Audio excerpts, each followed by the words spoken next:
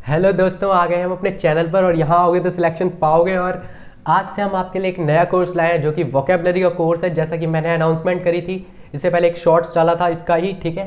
तो अब हम इसमें सारी वोकेबलरी क्लियर करने वाले हैं, ठीक है। चाहे वो कॉम्पिटिशन एग्जाम की हो, चाहे 5th 6th 7th 8th 9th 10th 11th 12th, चाहे कॉम्पिटिशन वाला हो या ग्रेजुएशन वाला या पोस्ट ग्रेजुएशन वाला, इसको कोई भी पढ़ सकता है, ठीक है। तो मैं वैसे तो देर नहीं करता, इसमें कल ही डाल देता इसकी वीडियो, लेकिन मेरी थोड़ी तबीयत ख़राब चल रही है इस वजह से। लेकिन मैंने आज भी सोचा था कि शायद नहीं पढ़ा पाऊंगा, लेकिन मैं तब भी आया आपको पढ़ाने के लिए, क्योंकि मैं आपकी पढ़ाई में अब देर नहीं करना चाहता बिल्कुल भी, ठीक है। तो अपने वोकेबलरी को स्टार्ट करेंगे, कोर्स को स्टार्ट करते हैं। इसमें हम क्या क्या पढ़ने वाले हैं मैंने बताया था आपको, जैसे कि, लेकिन फिर भी ये आज एक इंट्रोडक्शन क्लास है, लिख देता हूँ इसमें, ठीक है। इंट्रो करेंगे आज बस इसका, ठीक है। ये एक इंट्रोडक्शन क्लास है ना। तो इसमें थोड़ा सा जानेंगे, ठीक है। एक रेड मार्कर ले लेता हूँ फिर।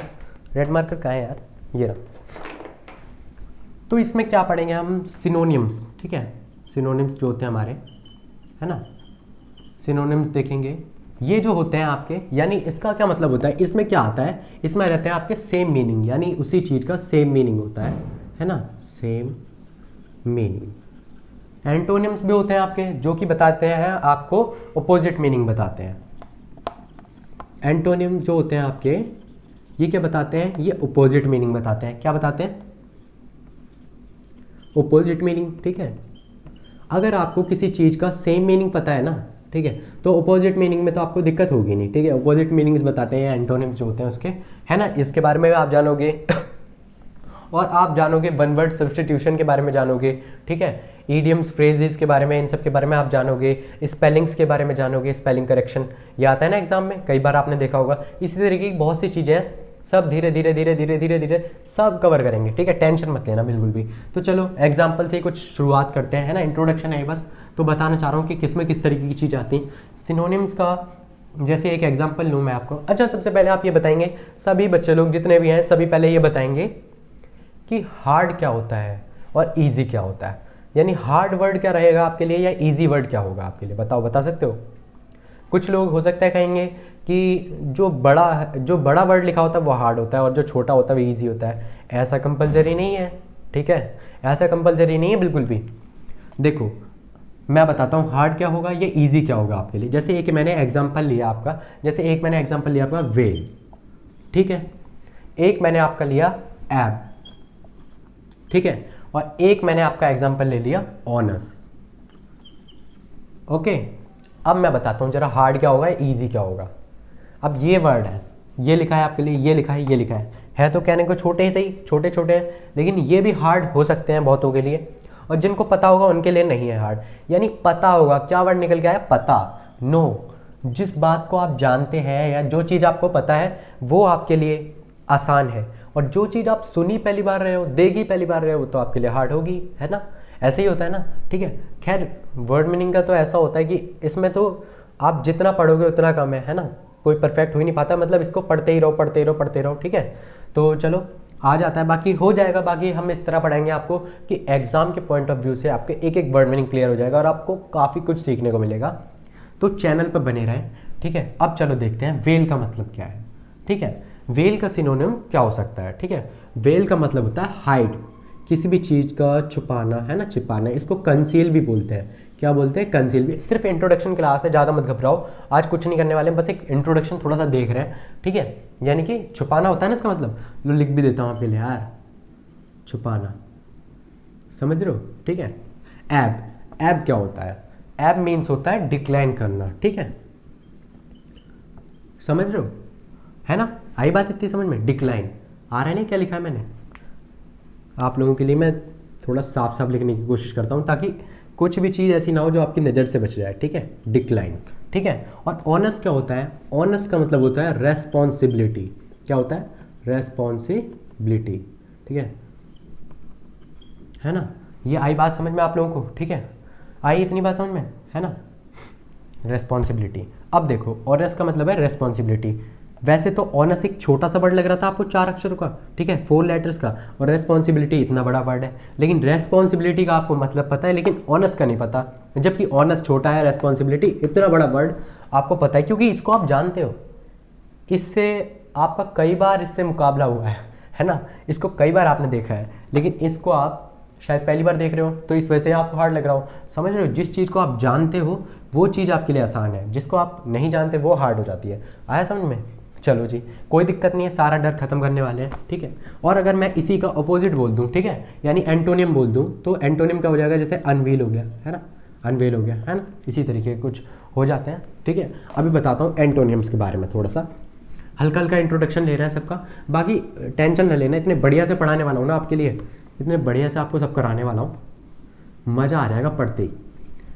आज तो बस इंट्रोडक्शन क्लास है, बाकी देखो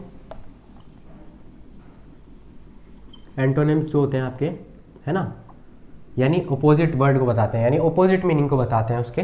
तो इसमें जैसे कि ज़्यादातर हम एंटोनिम्स क्या लगा के बनाते हैं, आगे या तो ए लगा देते हैं या एंट लग जाता है ना। अभी कुछ एग्जांपल बताता हूँ उनके, ए लग जाता है, एंट लग जाता है, या अन लगा देते हैं, है ना, या इम लगा देते हैं, या इन लगा देते हैं, या डिस लगा देते हैं। इस तरीके के कुछ वर्ड का इस्तेमाल कर देते हैं एंटोनिम्स बनाने के लिए, ठीक है। कई बार जैसे ए का कोई मैं दे दूँ, थीस्ट का एथीस्ट हो जाता है, ठीक है ना, आई बात समझ में, ठीक है।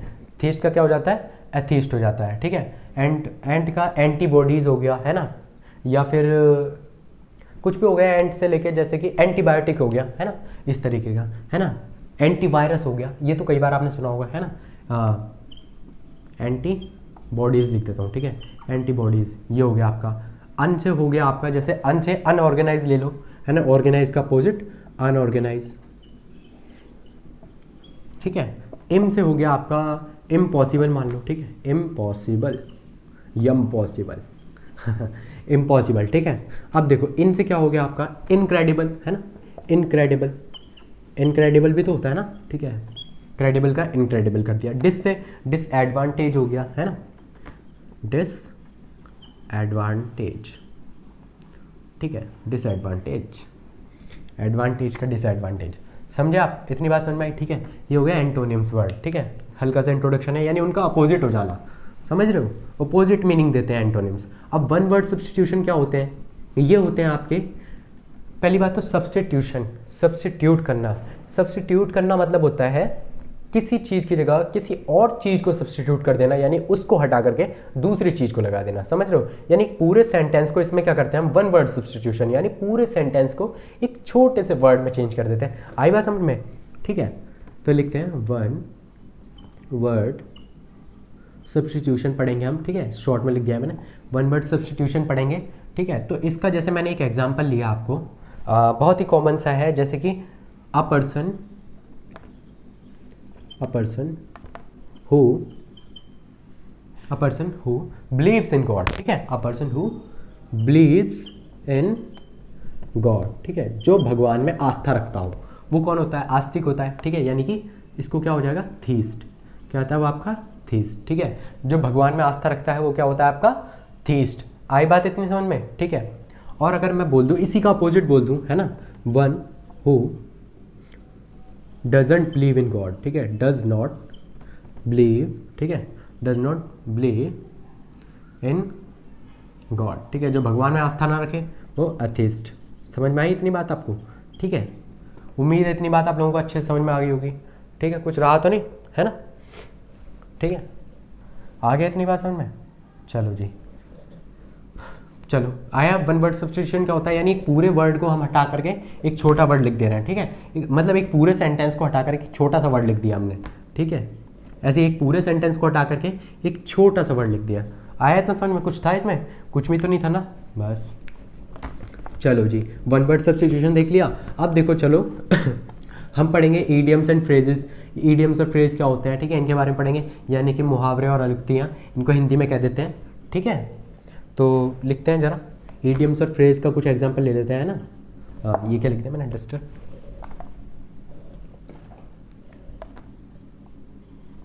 ईडियम्स, है ना, ईडियम्स और फ्रेज देखेंगे जरा हम, ठीक है, ईडियम्स और फ्रेजेस देखेंगे थोड़े से।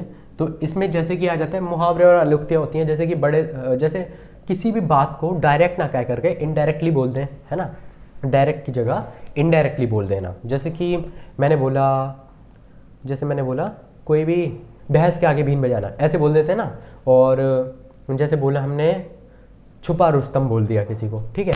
इस तरीके के कुछ वर्ड होते हैं, है ना। और क्या बोलते हैं, और जैसे कि हम बोल देते हैं हाथी के दांत खाने के कुछ और दिखाने के कुछ और, इस तरीके के ऐसे हिंदी में होते हैं ना। अरे यार मार्कर ही गिर गया, चलो कोई नहीं, रेड वाले मार्कर से पढ़ा रहा हूँ, ठीक है। ईडियम्स और फ्रेज का अब हम कुछ एग्जाम्पल देखते हैं। पहला, जैसे कि एक मैं लिख देता हूँ, Rahul is a dead horse, ठीक है। Rahul is a dead horse, ठीक है। अब मैंने लिखा डेड हॉर्स, इसका मतलब क्या होगा? क्या राहुल एक मरा हुआ घोड़ा है? ये कुछ अजीब सा नहीं लग रहा आपको? राहुल एक मरा हुआ घोड़ा है? नहीं, यहाँ पर ये मरा हुआ घोड़े का काम नहीं कर रहा। यानी कि देखो एक बात और बता दूं जरा आपको, जैसे कि ये जो ईडियम्स और फ्रेज होते हैं ना, ये दो तरीके से मतलब देते हैं आपके। लिख देता हूँ यहाँ पर, ईडियम्स और जो फ्रेज होते हैं ना आपके, इनको आप, यानी कि दो तरीके का मतलब है, दो चीज़ें आती हैं आपके सामने जब भी आप पढ़ोगे, तो दो चीज़ें आती हैं आपके। एक तो होता है लिटरल मीनिंग होता है एक आपका, ठीक है, लिटरल मीनिंग, और एक होता है आपका इम्प्लाइड मीनिंग। कौन सा? इम्प्लाइड। एक होता है आपका इम्प्लाइड मीनिंग, ठीक है। यानी कि लिटरल यानी कि शब्दार्थ, ठीक है, शब्दार्थ सेम मीनिंग वही जो दे, और इम्प्लाइड यानी कि भावार्थ, ठीक है, भाव देता है, ठीक है, भावार्थ, है ना। अगर मैं आप सबसे कहूँ कि आप सब शेर हो, ठीक है, आप सब उसका मुकाबला करो, आप सब शेर हो, तो क्या मैं ये कहना चाह रहा हूँ आप सबको कि यानी आप सब जंगली जानवर हो? ऐसा कहूँगा? नहीं ना, नहीं कहूँगा ना, ठीक है। मैं कहूँ कि मतलब कुछ भी नाम ले लेते हैं, क्या लें? अरे यार नाम ही समझ नहीं आ रहा, अरे कुछ भी नाम बताओ यार, कुछ नाम याद नहीं आ रहा। अजय, ठीक है, अजय बोल देता हूँ। अजय क्या है? अजय गीदड़ है, मैंने ऐसे कह दिया, तो क्या मतलब मैं उसको ये बताना चाह रहा हूँ कि जो अजय है वो गीदड़ है, यानी कि जानवर है वो एक? नहीं, मैं बताना चाहता हूँ एक तरीके से मेरा सेंस है कि वो डरपोक है, ठीक है। इस तरीके से मैं कहना चाह रहा हूँ, समझ रहे हो आप? ठीक है, तो एक होता है शब्दार्थ और एक होता है भावार्थ। शब्दार्थ से हमें कोई लेना देना नहीं है, हमें भावार्थ से लेना देना है ईडियम्स और फ्रेजेस में। आई बात समझ में? चलो जी, अब देखो जैसे मैंने कहा कि Rahul is a dead horse, Rahul क्या है? एक डेड हॉर्स है, ठीक है। तो मरा हुआ घोड़ा, इसका मतलब भावार्थ, इसका शब्दार्थ तो ये बन रहा है, लेकिन शब्दार्थ नहीं देखना, हमें भावार्थ देखना है। डेड हॉर्स होता है आपका यूजलेस, ठीक है, डेड हॉर्स का मतलब होता है यूजलेस। आई बात समझ में आपको? ठीक है, डेड हॉर्स जो चीज़ यूजलेस हो, ठीक है, राहुल यूजलेस है, ऐसा इसका सेंस बन रहा है। आई बात समझ में? इसके बाद ये वाली चीज़ें आपने समझ ली, ठीक है। इसी में कई चीज़ें आती हैं, डार्क हॉर्स हो गया, ठीक है, डार्क हॉर्स भी होती है एक चीज़, ठीक है ना। और छुपा रुस्तम, समझ रहे हो? ठीक है, इस तरीके की कुछ चीज़ें हैं। चलो जी, हैंड पैक्ड हस्बैंड भी होता है ना, जोरू का गुलाम। चलो सब पढ़ेंगे, धीरे धीरे सब पढ़ेंगे, है ना, चिंता मत करना।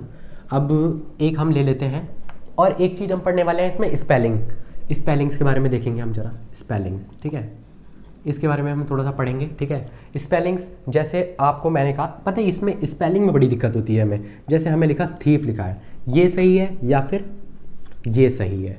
इस तरीके की चीज़ें हमें बड़ा कंफ्यूज करती थी शुरुआत में, है ना, और अभी भी करती हैं कई बार, है ना, एग्जाम में परेशान कर जाती हैं। इन सब के बारे में ज़रा सा पढ़ेंगे। पता है मैं भी जब छोटा था तो मुझे भी ये चीज़ बड़ी कंफ्यूज कर जाती थी। अब आप लोग बताओ इसमें से कौन सा सही है, बताओ, कमेंट में बताओ कौन सा सही है, ठीक है, बताना जरा सब लोग, ठीक है। अगर अच्छी लग रही हो क्लास तो कमेंट में बता दिया करो कि मतलब जो क्वेश्चन पूछता हूँ उसका आंसर। अब देखो कौन सा सही है इसमें से, बता सकते हो? हमारा ये वाला सही है और ये वाला हमारा गलत है, ठीक है। आई बात समझ में? इसी तरह एक और एग्जांपल ले लेते हैं, जैसे कि आपको मैं दे देता हूँ, मैंने लिखा ओकेशन, ठीक है, ये लिख दिया मैंने, और दूसरा मैंने जैसे दूसरा भी इसी का कुछ बना देते हैं, ओकेशन, ठीक है, ये सही है, ठीक है। या फिर अब हम लिख लेते हैं ओकेशन, ठीक है। कौन सा सही है इन तीनों में से? अब आप बताना है, आप लोगों को बताना है। अब बताओ इन तीनों में से कौन सा सही है? ये सही है, ये सही है, ये सही है, कौन सा सही है? बताओ। इसमें से ये भी गलत है, ये भी गलत है, ये सही है स्पेलिंग, ठीक है। कंफ्यूज कर जाती है ना इस तरीके की स्पेलिंग, ये सब पढ़ने वाले हैं, ठीक है। तो ये इंट्रोडक्शन क्लास थी, कैसी लगी आप सबको? अगर अच्छी लगी तो कमेंट में बताना, ठीक है। और बाकी मिलते हैं नेक्स्ट क्लास में, जो कि आपकी फर्स्ट क्लास होगी। तो पूरी वीडियो देखने के लिए थैंक यू सो मच, ठीक है, मिलते हैं नेक्स्ट क्लास में।